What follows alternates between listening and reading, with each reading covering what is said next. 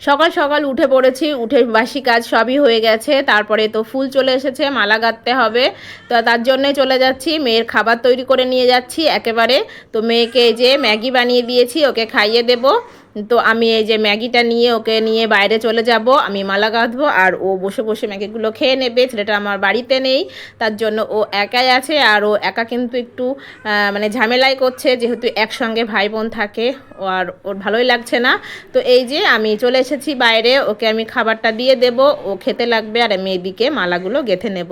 এই যে এখন এই রজনীর আর গোলাপ ফুলের মালা গেঁথে নেব, এগুলো বিয়ের মালা। তো সব কিছুই দিয়ে গেছে আর সবাই অলরেডি বসে পড়েছে মালা গাঁথতে। তো আমিও এবার বসে পড়ছি, অনেকগুলোই মালা গাঁথা হয়ে গেছে। সবগুলো মালা গাঁথা শেষ করে সব গুছিয়ে নিয়েছি। তারপরে এই যে আজকে পান্তা ভাত ছিল, তো পান্তা ভাত লেবু লঙ্কা আর কাঁচা পেঁয়াজ নিয়ে নিয়েছি, আর একটু তরকারি ছিল সেটাও নিয়ে নিয়েছি।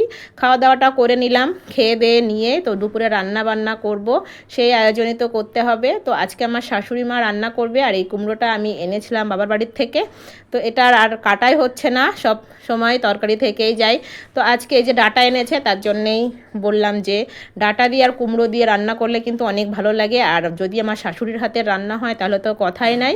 তো এই যে খাওয়া দাওয়াটাও করে নিলাম, নেওয়ার পরে এই যে আমি আগের দিন আম কেটে রৌদ্র দিয়েছিলাম, আজকে আমি এক রৌদ্র দিয়েই তারপরে আচার করে নেব। আমগুলোকে সুন্দরভাবে ধুয়ে নিয়েছি, নিয়ে কড়াইতে তেলের উপরে আমি শুকনো লঙ্কা তেজপাতা পাঁচফোড়ন মৌরি ফোড়ন দিয়ে দিয়েছি। দেওয়ার পরে আমগুলো দিয়ে দিয়েছি, দিয়ে কিছুটা পানি দিয়ে প্রথমে সিদ্ধ করে নিয়েছি। তারপরে যে গুড় আর চিনি দিয়ে দিলাম, গুড় আর চিনি সম্পূর্ণ ভালোভাবে মিশিয়ে দেব, একদম পুরো গলিয়ে নেব।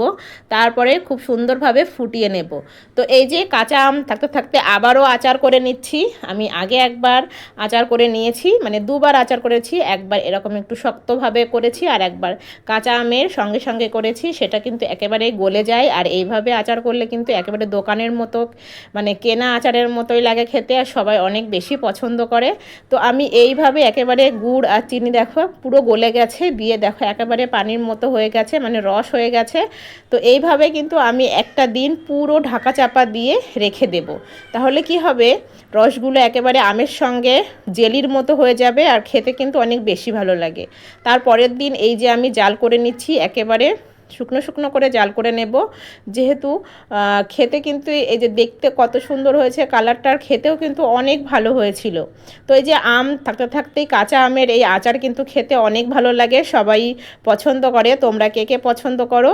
তো প্রচণ্ড গরম পড়ছে, তার জন্যই সন্ধ্যাবেলা এই যে দুটো আইসক্রিম নিয়ে চলে এসেছে।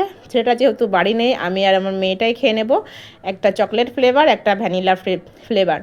তো আইসক্রিম খেতে খেতেই চলে যাচ্ছি। তোমরা সবাই ভালো থেকো, সুস্থ থেকো।